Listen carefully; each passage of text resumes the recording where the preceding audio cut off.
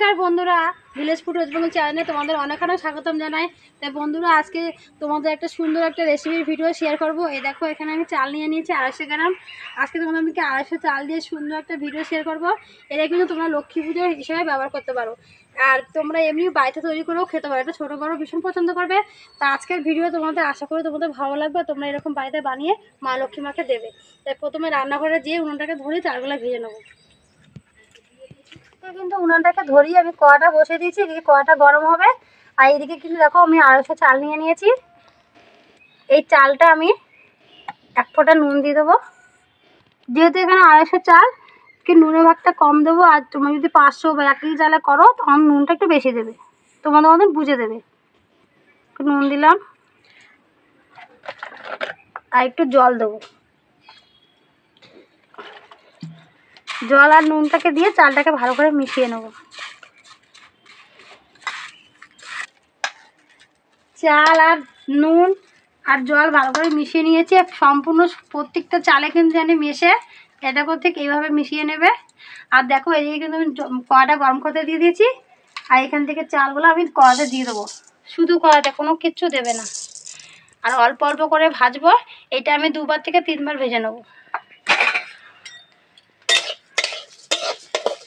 এবার চালটাকে পুরো ভেজে এরকম অটোমেটিক, মানে সবসময় এরকম নাড়তেই থাকবে, নাহলে কিন্তু পুড়ে যাবে। আর যখন তোমরা উনানে চালটা ভাজবে, তখন উনানে আগুনটা একটু বেশি দেবে, তো তাড়াতাড়ি ভাজা হবে। আর আমরা তো মানে মা লক্ষ্মীতে প্রতিবার তো নাড়ু দেখিয়ে থাকি, তো এবার তোমাদেরকে নাড়ু দেখালাম না। মা লক্ষ্মী পুজোর উপলক্ষে তোমরা একটু অন্যরকমভাবে নাড়ু দেখাচ্ছি। দেখো বন্ধুরা, কত টকবক করে ফুটছে। দেখো, ফুটতে ফুটতে দেখো চাল ভাজাগুলো কিন্তু হয়ে যাচ্ছে। আর উনানে আগুনটা দেখো ধরে দিয়েছি, আর টকবক টকবক করে ফোটে। দেখো কিরকম ফুটছে। দেখো বন্ধুরা, চালগুলো কিন্তু ভাজা হয়ে গেছে। আর ঠিক এইভাবে ভাজবে, সব কটা চাল জানি এরকম ভাজা হয়। এবার নামিয়ে নেব।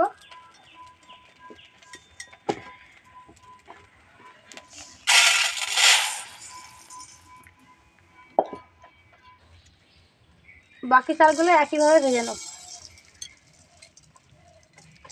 আর চালটা উনুনে দিয়ে সবসময় নাড়তেই থাকবে।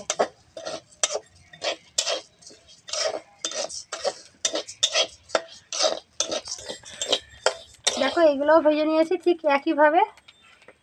এবার নামিয়ে নেব।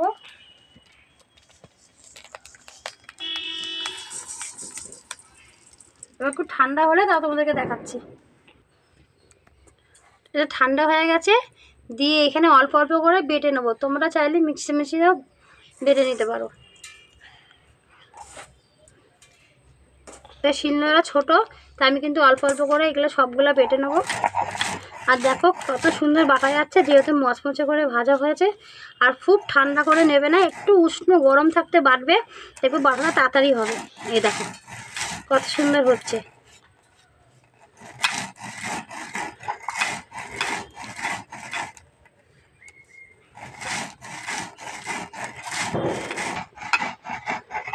আর ঠিক এইভাবে বাটবে মিন করে। এই দেখো, এই ক্ষেপটা আমার বাটা হয়ে গেছে। এবার তুলে নেব।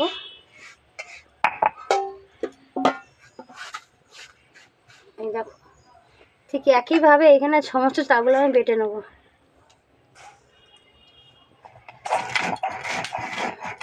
সমস্ত বেটে নিয়েছি চালগুলো।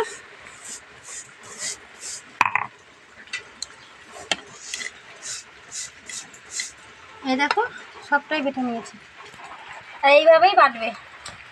কড়াটা বসিয়ে দিয়েছি, আবার দিয়ে 1 ফোঁটা জল দিয়ে দেবো। তোমরা যখন মানে কড়াতে গুড়টা দেবে, তখন 1 ফোঁটা জল দিয়ে দেবে, নাহলে করে গুড়টা পুড়ে গেলে তিতা তিতা লাগবে। আর দেখো, এখানে কিন্তু আমি বেশ আখের গুড় নিয়ে নিয়েছি। আমার যেটুকু লাগবে আমি সেটুকুই দেবো। আর একটু গুড়টা বেশি দিতে হবে, কারণ যখন চালের গুঁড়িটা দেবো তখন পাক হবে, তো যত গুড় দেবো তত পাকটা ভালো হবে, কড়া পাক হবে। তাই গুড়টা একটু বেশি দিতে হবে।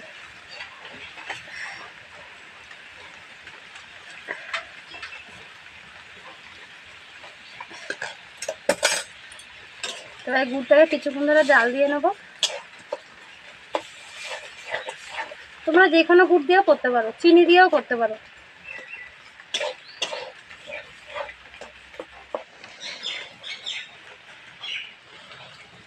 গুড়টাকে ঠিক এইভাবে ভালো করে জাল দিয়ে ফুটিয়ে নেবে। বেশ আমার কিন্তু এতটা ছিল, দেখো জাল দিয়ে কিন্তু অল্প হয়ে গেছে। দেখো ঠিক এইভাবে জাল দেবে, আটা আটা ভাব হয়ে যাবে। এইবার এর মধ্যে চালের গুঁড়ি মানে বাটাটা দিয়ে দেবো আর ওর মতো নাড়তে থাকবো।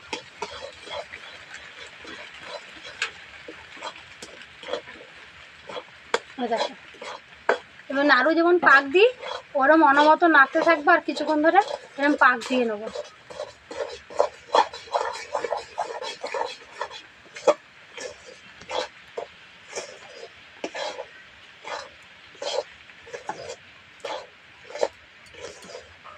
পাক দিয়ে নিয়েছি আর দুটো এলাচ দিয়ে দিচ্ছি, তাহলে কি খেতে ভালো হবে নাড়ুটা। আর একটু পাক দিয়ে নেবো, ঠিক দেখো ঠিক এইভাবে আর একটু পাক দেবে, ঠিক এইভাবেই করবে। পাক দেওয়া হয়ে গেছে। আর তোমরা কীভাবে বুঝবে যে কীভাবে পাকটা হয়েছে, হাতে একটু জল লাগিয়ে নিয়েছি, ঠিক কড়া থেকে এরকম তুলবে অল্প, এই দেখো কিসের পাক হয়ে গেছে। এবার নামিয়ে নেবো।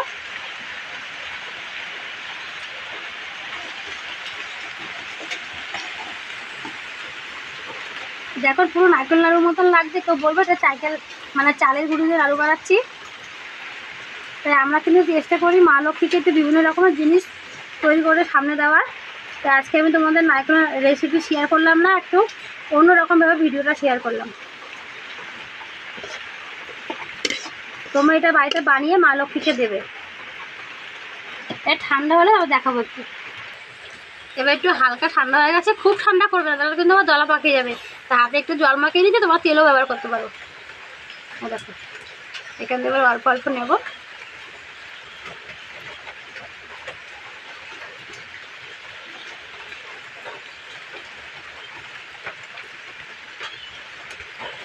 আর ঠিক এইভাবে শেপ তৈরি করে নেবে, তোমরা যে যেরকম করবে। আমি ঠিক এইভাবে নাড়ু মতন তৈরি করে নিলাম। দেখো কতটা সুন্দর লাগছে দেখতে, কেউ বলবে এটা মানে নারকেল ছাড়া নাড়ু।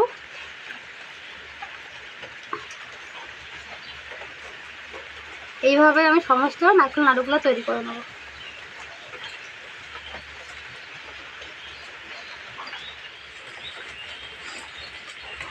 এইভাবে সমস্ত নাড়ুগুলো তৈরি করে নেব, চালের গুঁড়ো নাড়ুগুলো।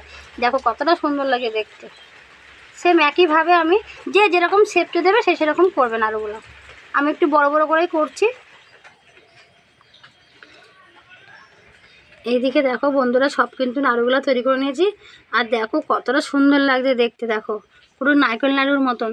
তাই তোমরা যদি এই ভিডিওটা পুরো দেখে বাড়িতে বানাবে, লক্ষ্মী পূজাও লাগবে তোমাদের, আর সামনে কিন্তু অলক্ষ্মী পূজাও আছে, সেটাও তোমরা করে দিতে পারো। তাই দুখানা লক্ষ্মী পূজায় তোমরা ব্যবহার করতে পারো। আর তোমাদের এই রেসিপিটা কেমন লাগলো তোমরা কিন্তু অবশ্যই কমেন্ট করে জানাবে। আর আজকের ভিডিও তোমাদের নিশ্চয়ই তোমাদের ভালো লাগবে। এই দেখো এখান থেকে একটা নাড়ু আমি নিয়ে খাবো। আর দেখো কিন্তু 250 চালে কিন্তু এক থালা নাড়ু হয়েছে। তাই এখান থেকে আজকে একটা নিয়ে খাবো, খেয়ে বলবো কেমন হয়েছে।